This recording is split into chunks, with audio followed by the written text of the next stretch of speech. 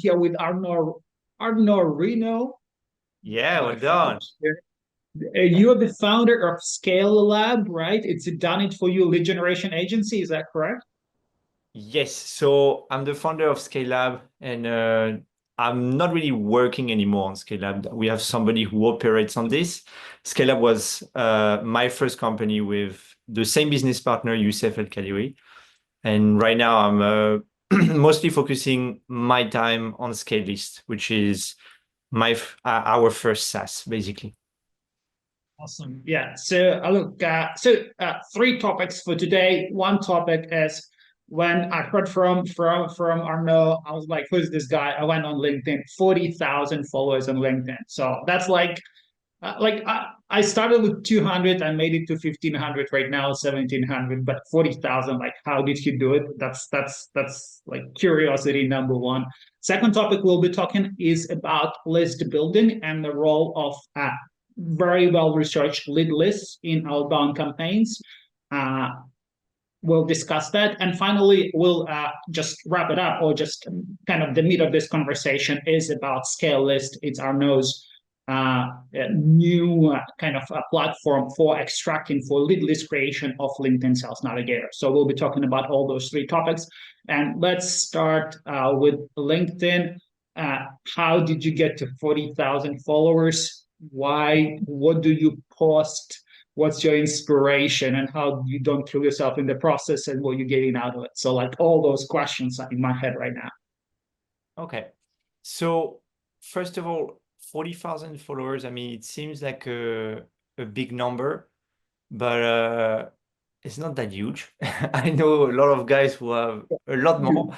And how I did that, I mean, there's no magic recipe. You need to be on the platform, you need to post on a daily basis, or at least on a weekly basis. And I've been on LinkedIn for a while. I think I've been on LinkedIn for the past, so we're on 2025. I think I created my LinkedIn in 2011 or something like that. And I've been posting very regularly since October 2021. So now I'm posting a little bit less than before, but I post probably 4 or 5 times per week. But before I used to post like 7 days a week for like 3 years. And I think I had like multiple phases in my LinkedIn journey. So when I started posting a lot on LinkedIn, as I said, October 2021, I had something like 5,000 followers.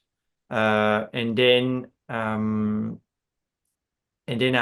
the only thing actually that I was doing is building the muscle of not being ashamed of posting on a daily basis, and also building that habit of writing on a daily basis, because that is, to me, the most complicated thing. Is like whenever you want to go to the gym or like being like fit, of course you need to exercise. You need to do it regularly. You need to take care of what you eat. Maybe you're going to start counting your macros and stuff. LinkedIn is about the same. Like if you want to get results, if you want to reach specific like following or like specific reach, and start like generating leads out of LinkedIn, and the content that you create on LinkedIn, it needs to be, it won't come without any consistency. So the first phase was building the habit of writing and posting, not really looking at the results. I was not really looking at my reach, the likes, the comments, the reposts, whatever. I was not looking at that. And also one thing that I did during that period quite a lot is engaging with other creators. So like commenting under their post, DMing them, to like exchanging like tips to understand like what type of content is performing for them, understanding their creation process, etc., etc. So that is something that I did for a few months, Then I reached, after a few months, like 15,000 followers, I remember. And when I reached 15,000, I started to work with, maybe you know who he is, Matt Barker. No, I haven't heard of Okay. him. So you can check who Matt is. He's a very, very cool dude. Um, he started in 2020, 2021 to write quite extensively on LinkedIn. And he basically became first a ghostwriter, then he wrote for like a lot of people, then a few people, then he created his own masterclass, etc., etc. So basically, he's like one of the LinkedIn guru, I would say, on copywriting. And honestly, working with him was super helpful because I realized that I've done so many mistakes building my personal brand on LinkedIn.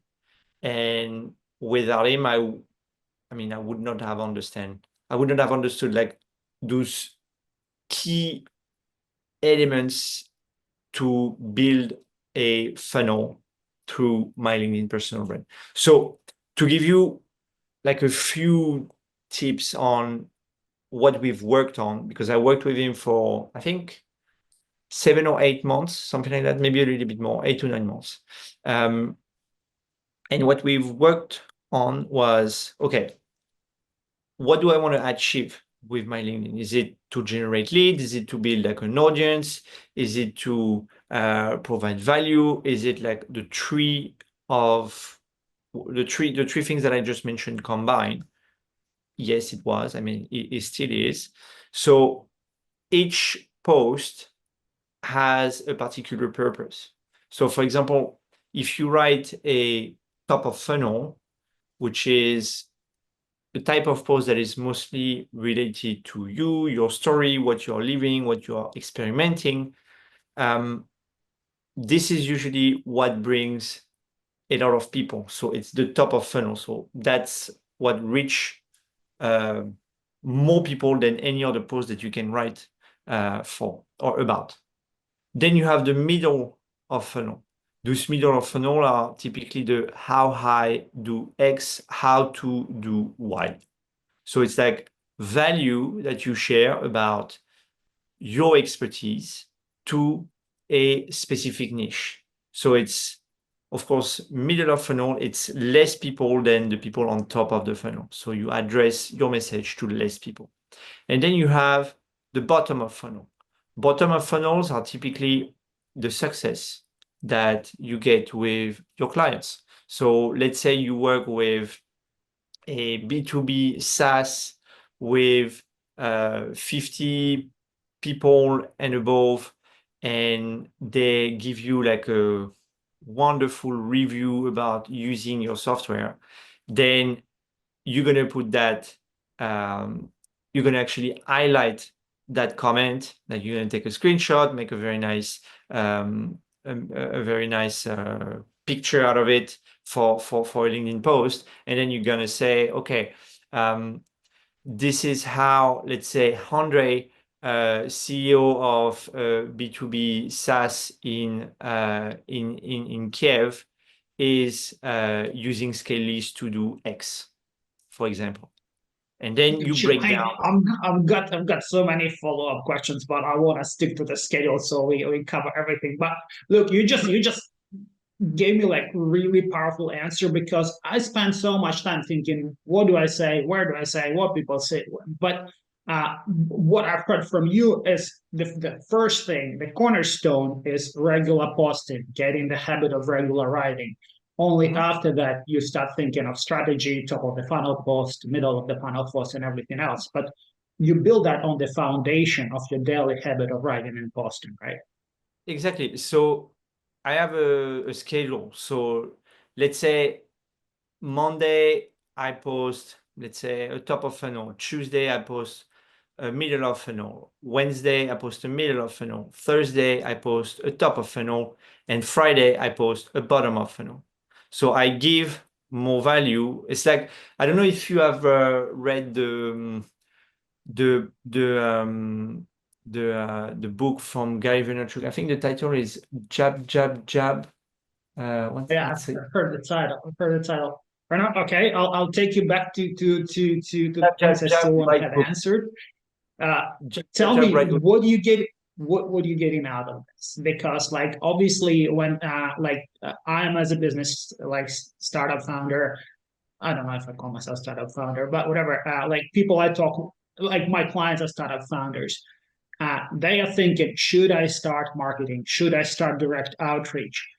With your 40,000 followers, with your years of daily posting, other than attention and glory, are you getting conversions or do you care about conversions? Like, what's your, yeah. Of course, I care about conversion. Yeah, that's the. I mean, the reason why I mentioned the calendar for my post, so having a specific day equal a specific type of post, is because I want to expose stuff that I'm doing. I want to share stuff that I'm learning, and I want to share successes that I'm getting with my product. And every post is going to have a different reach. Like for example, middle of funnel and top of funnel, they tend to have a significant reach in terms of impressions. Bottom of funnel don't have much reach, but it doesn't really matter if you really talk to the right people and if the right people are seeing your content and if that content is relevant for them. So I would say building my personal brand on LinkedIn is, I do it for the business. It's a business in the end. I mean, because I have stuff to sell and I'm living different experiences throughout my life of entrepreneur. And this is what I'm sharing. So I'm sharing my learning, I'm sharing some part of my life, and I'm also sharing the successes that I have with my clients. And the objective of doing all of this is simply to generate reach, but mostly like to generate clients. Because people who sees your posts on a regular basis, so daily or weekly basis, at some point they're gonna start thinking, okay, so who is that guy exactly? Like, what does he do on a daily basis? Like, what is activity? So they click on your profile, they check, okay, he's the CEO or he's the co-founder of whatever company. Okay, what is that whatever company doing? Okay, that whatever company is actually doing A, B, and C. Okay, cool. So now, whenever they think about A, B, and C, you are associated to it. Yeah. And that's why, like, whenever you post on a daily basis and they keep on seeing you, then whenever A, B, and C comes up, they're going to be like, oh, yeah, now it's time for me to either reach out to that person that I consider the LinkedIn profile of, or You do have concrete cases where people who reached out to you, they reached out to you because they've seen lots of your posts and they kind of know that for that kind of problem, if they have it, you are their guy, right? So you've had those cases, people reaching out to you because of it. weekly. Oh, okay, Yeah, okay, yeah. So I have to. that was where our idea. Like you've invested all that work. Now you have weekly inbound requests of someone interested Yeah. in what you do. Yeah. So that's like a massive outcome. And kind of the last question I want to ask you about LinkedIn. Like my impression, you come from the sales background, and Yeah. my understanding that like with this, like I'm like all into sales. I'm all into outbound prospecting. My business name is B2B Cold Connect, right? So I'm like cold emails, cold calling, LinkedIn, direct messaging. If you think of a startup, right? If you think of a people starting a business, would you tell them to invest their time and energy in outreach and in outbound prospecting in this like kind of sales methodology, or would you suggest for them to invest like you did in marketing, or do they actually have to split the attention and do both at the same time?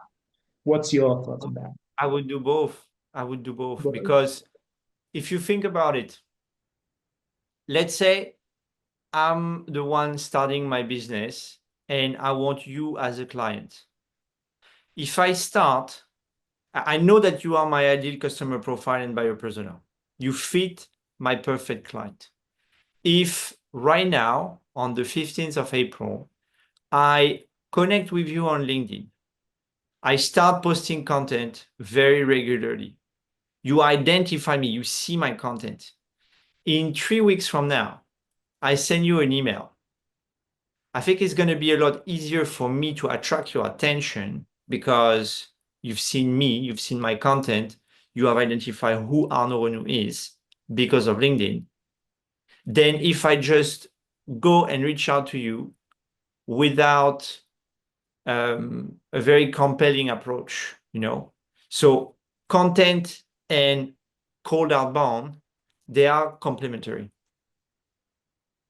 Even though it feels like different skill set and like sometimes you want to build a skill in one area before moving to another area, and there is a trade-in cost when you push in two areas at the same time.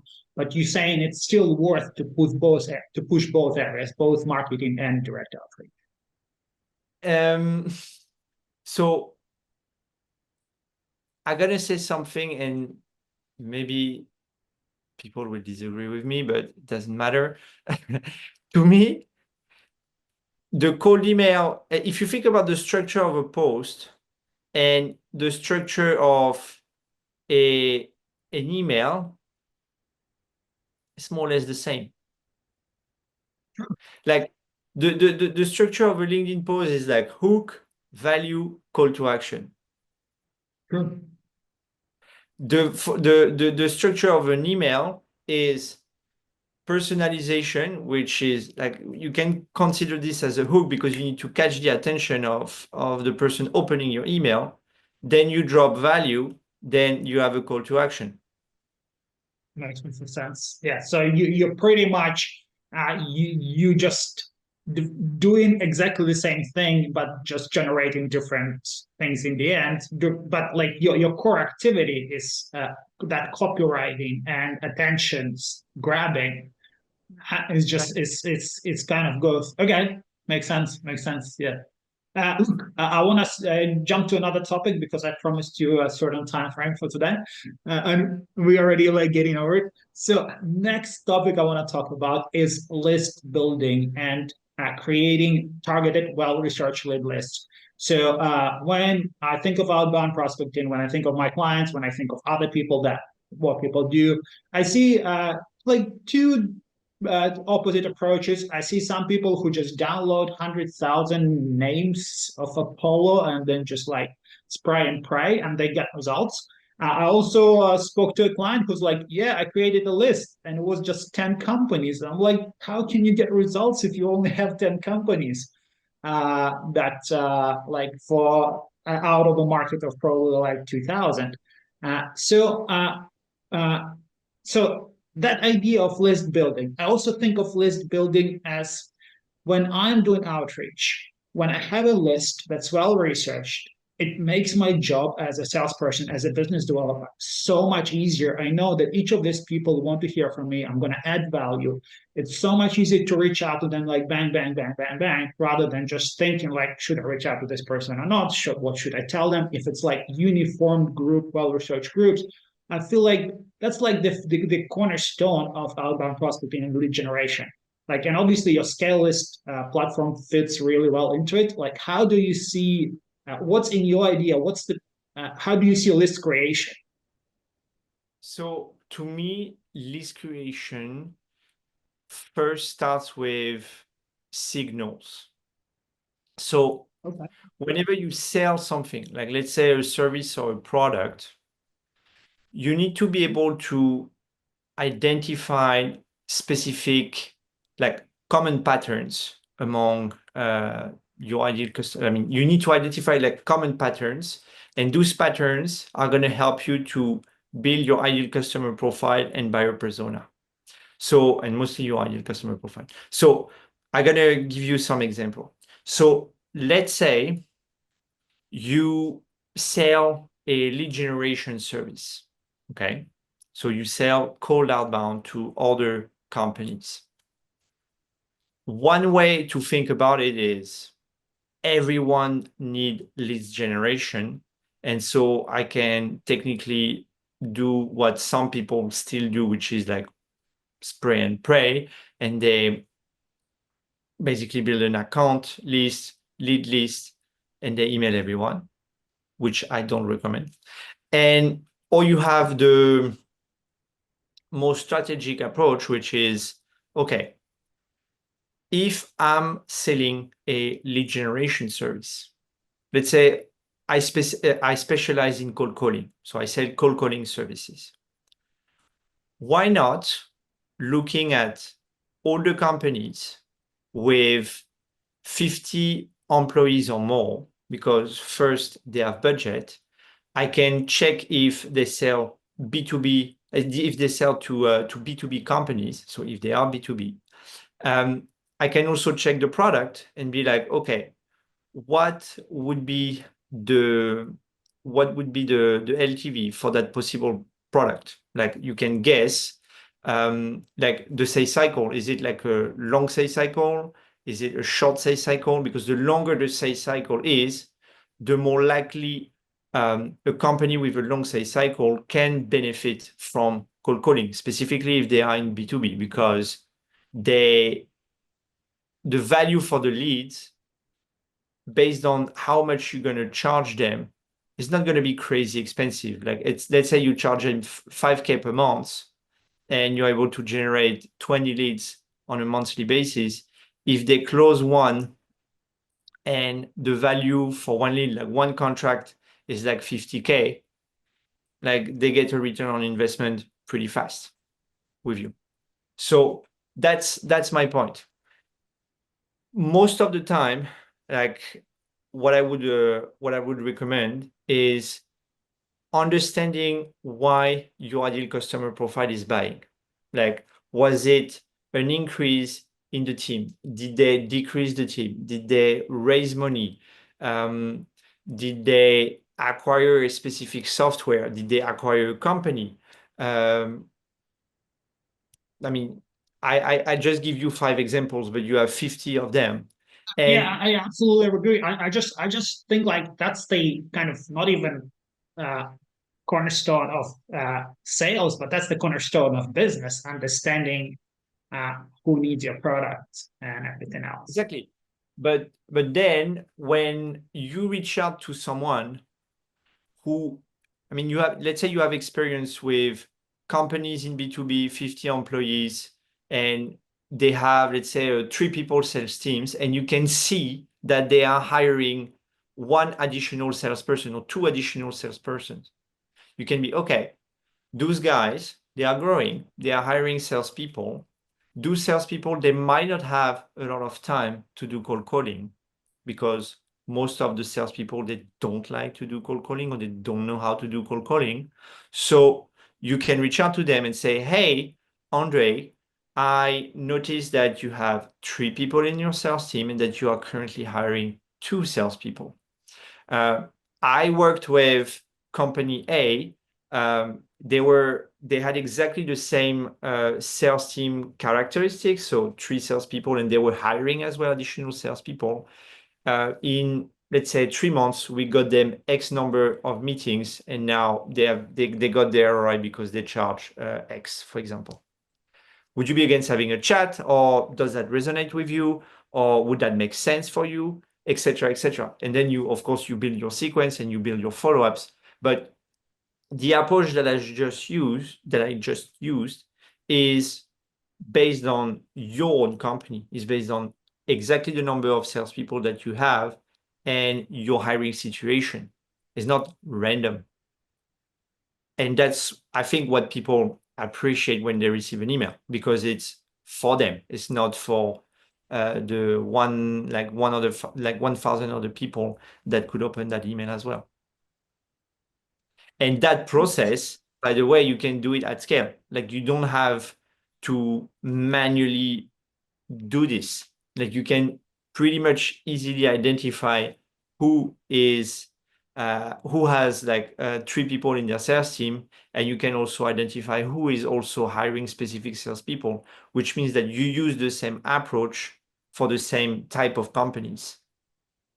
So it looks personalized, but technically you did that you did the at scale personalization. So that's a kind of nice transition to the tactics. And so we talk about like big scale strategy, and now the tactics about list building on the LinkedIn Sales Navigator. Yeah. And let me tell you a little story. I spent 3 years. Sales Navigator was my number one platform where I would go in the morning and spend most of the time there. And I was more obsessed with contacting the right people, selecting the right company for myself, for my clients. So, but as a result of all that intensely thoughtful selection of companies to contact, I was contacting like maybe 20, 50 companies a day, sometimes even 20 companies a week, which was giving me results. But it's not that kind of scale that it was not most productive way, I would say. So where I'm getting this it's like with Sales Navigator, right? If you're a Sales Navigator user, if you are watching this on LinkedIn right now, you are so limited. You can select 25 contacts at a time and add them to your list, and that's it. And you cannot export them. You cannot add them. You cannot get their email addresses. How does Scalelist fits in there? Like let's just talk about your platform and who is it for, and like what problem, how it solves this problem, and maybe what other problems it solves. Yeah. So thank you for the question. And what Scalelist does in a nutshell is we are a LinkedIn Sales Navigator extractor. So we help beginners and intermediate salespeople or user of LinkedIn Sales Navigator to extract their LinkedIn Sales Navigator lead search and lead list, enrich them with valid emails and phone numbers, as well as cleaning them. So, which means that you mentioned, oh, I can extract only 25 contacts by 25 contacts. Actually, with Scalelist, you can extract like all your leads, all the leads that are into a lead search or lead list. To come back on your point on how you can leverage Scalelist for your lead list creation on LinkedIn Sales Navigator. So first of all, with LinkedIn Sales Navigator, you can create either a lead list, a lead search, an account list, or an account search. Do you know the difference? So technically, to maybe share a little bit more to people who will listen, a lead search is you use the lead search. You have exactly 34 filters on LinkedIn Sales Navigator to find people who are matching your ideal customer profile and buyer persona. So it could be like the industry, the geography, the title, the size of the companies, etc., etc. You have similar filter as well to build account search, and for the lead list and the account list, it's more like a fixed type of list. So let's say you want to save specific leads from a lead search, you put them into a lead list. You want to save specific accounts from an account search, you put them into an account list.